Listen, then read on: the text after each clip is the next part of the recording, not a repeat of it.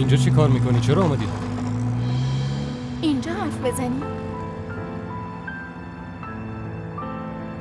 یه چیز باور نکردنی درباره آیاز فهمیدم و خواستم باهات در میون بذارم. نمیخوام یه کلمه هم ازت بشنوم. این چمدون چرا اینجاست؟ جایی میری؟ آره دارم میرم شیما. میخوام زندگیمو از نو بسازم. خارج زندگی میکنم. وای نه بابا. چرا؟ اونش دیگه به تو مربوط نیست.